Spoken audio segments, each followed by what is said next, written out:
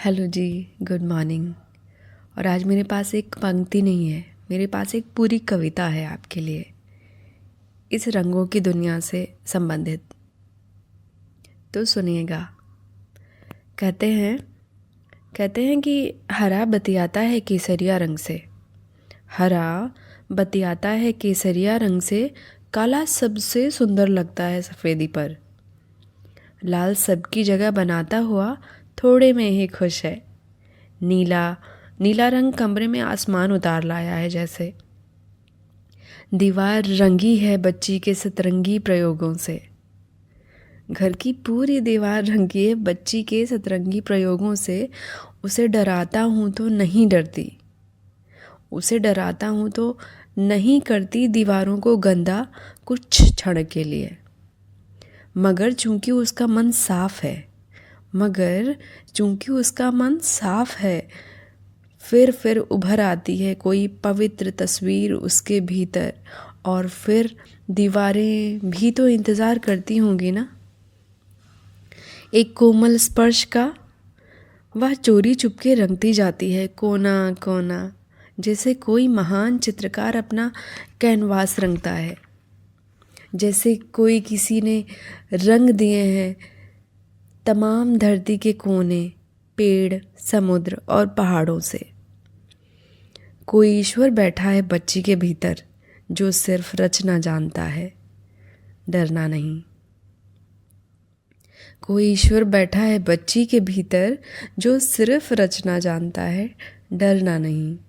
सहम जाती है कभी कभी बच्ची, सहम जाती है कभी कभी पिता का मान रखने के लिए, मगर जानती है पिता का मान रखने के लिए सहम जाती है कभी कभी, मगर जानती है पिघल जाएंगे पिता जब देखेंगे दीवारों पर उसकी रची एक नई भाषा को।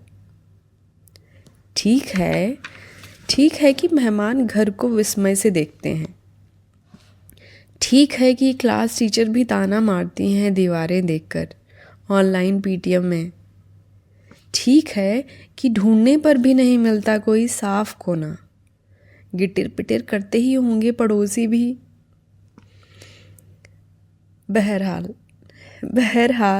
वह जानती है क्यों भरा मिलता है कलर पेंसिल का डब्बा अक्सर। बहरहाल वो जानती है क्यों भरा मिलता है कलर पेंसिल का डब्बा अक्सर।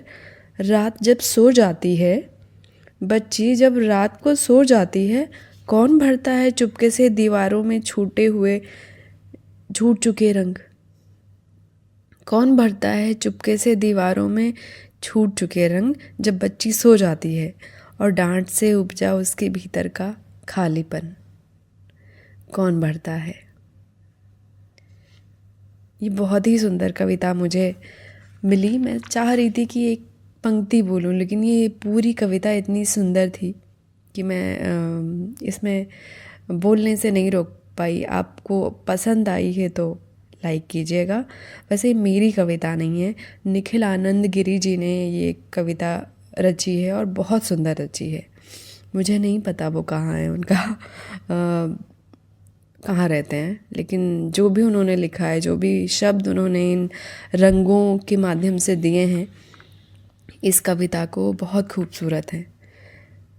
मुझे ऐसा लगा जैसे वो बच्ची मैं हूँ और मैंने भी शायद बचपन में ऐसा करने की कोशिश की है। मुझे नहीं पता मेरे अंदर कौन बैठा है, लेकिन हाँ ये मानती हूँ कि सब में ईश्वर वास करता है। हर बच्चे में मुझे एक रचनाकार नज़र आता है। जो भी बच्चा रंगना चाहता है, जो भी बच्चा अपने हाथों से कुछ भी बनाता है, मुझे लगता है वो उसकी भावनाएं हैं।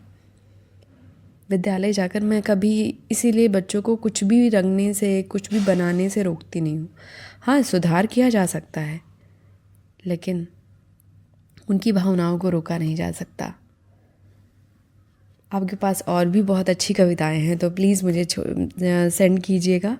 मैं अपने अगले वीडियो में आपकी कविताओं को बोलने की कोशिश करूँगी।